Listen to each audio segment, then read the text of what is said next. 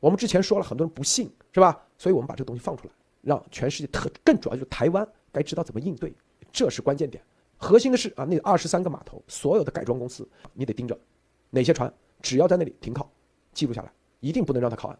哪些船100吨级、1000吨级、10000吨级，全部记录在册，一定要盯着，一个都不能落。当然了，它还有别的省的，中共的资本在背后的那些船都要全部给它搜出来，全面制裁，就不能让你停靠。船长有可能是老外啊，这个东西千万不要被他迷惑了。所以这里头有没有赵小兰家的船？哎，真有可能啊。就是这个董建华家的船有没有船王的船？有没有希腊的注册的，甚至美国注册的都有可能。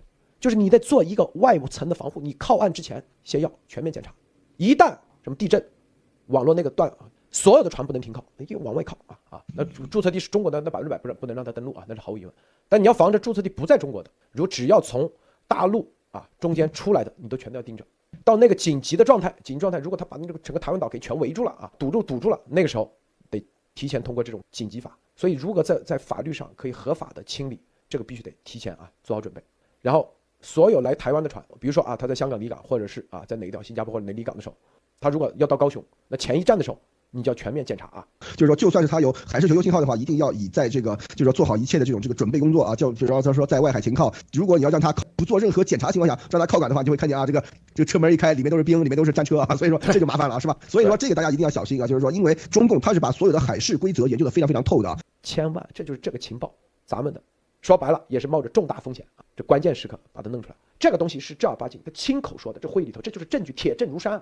美国必须得在立法上立马啊得有一个重要的改变，你整个太平洋战区你必须得调整，你要盯着这些滚装船去哪里的时候，改装的时候你就得盯着啊。当然了，咱们路德社一定是全面监控啊，它里面所有的安装的东西咱们都可以说白了给它定上坐标。